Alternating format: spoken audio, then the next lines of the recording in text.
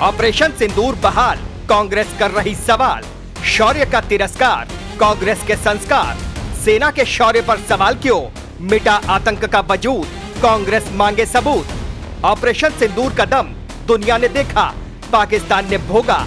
संसद में गुस्सा हुए मोटा भाई, विपक्ष पर आफत आई। वो स्याह दिन जब पाकिस्तान के पाले सपोलों ने पहलगाम की बायसरन घाटी में 26 हिंदू बेटियों का धर्म पूछकर उनका सिंदूर उजाड़ दिया था।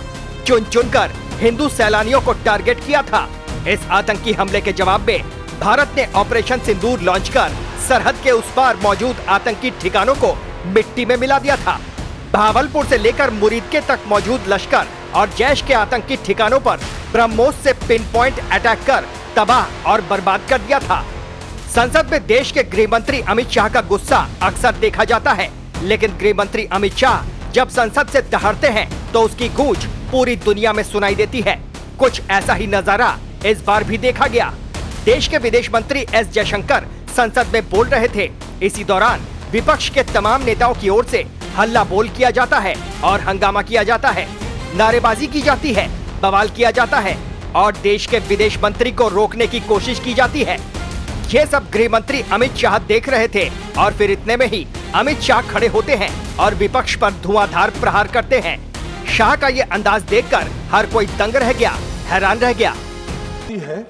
भारत देश का शपथ लिया हुआ विदेश मंत्री यहाँ स्टेटमेंट कर रहा है, उस पर भरोसा नहीं है, उनको किसी और देश पर भरोसा है। मैं समझ सकता हूँ उनकी पार्टी में विदेश का महत्व क्या है, मगर इसका मतलब ये तो नहीं है पार्टी की सारी चीजें यहाँ सदन में आकर थोपे। भारत के विदेश मंत्री पर भरोसा नहीं करोगे? ओथ लिया हुआ व्यक्ति यहाँ पर बोल रहा है, ही इज रिस्पॉन्सिबल। माननीय अध्यक्ष जी, इसीलिए ये वहां बैठे हैं और 20 साल तक वहीं बैठने वाले हैं। तो सुना आपने, ये देश के गृह मंत्री अमित शाह का गुस्सा है जो संसद में देखा गया। ये गुस्सा देख विपक्ष के नेता भी सोचने को मजबूर हो गए कि आखिर हुआ क्या, गृह मंत्री अमित शाह गुस्सा क्यों हैं? विदेश मंत्री एस जयशंकर सदन को 9 मई की सुबह अमेरिकी उपराष्ट्रपति जेडी वेंस की फोन कॉल को लेकर जानकारी दे रहे थे। उन्होंने सदन को बताया, अमेरिकी उपराष्ट्रपति ने कहा कि पाकिस्तान बड़ा हमला कर सकता है। इस पर पीएम मोदी ने उनसे साफ कह दिया कि भारत मजबूत जवाब देगा। विदेश मंत्री ने आगे कहा कि प्रधानमंत्री नरेंद्र मोदी और राष्ट्रपति ट्रंप के बीच 22 अप्रैल से 17 जून तक कोई फोन कॉल नहीं हुई। उनकी इस बात पर विपक्ष हंगामा करने लगा। इस बात पर अमित शाह खड़े हो गए और विपक्ष की पोल खोल दी। अमित शाह ने कहा कि भारत के विदेश मंत्री यहाँ बोल रहे हैं, इनको विदेश मंत्री पर भरोसा नहीं है, किसी और देश पर भरोसा है, इसलिए ये वहाँ बैठे हैं, अगले 20 साल तक वहीं बैठने वाले हैं। सारा हिंदुस्तान सेना के शौर्य पर गर्व कर रहा है, वो भी जिन्होंने पहलगाम हमले में अपनों को खो दिया। लेकिन कांग्रेस आदतन फिर से सेना के शौर्य का सबूत मांग रही है।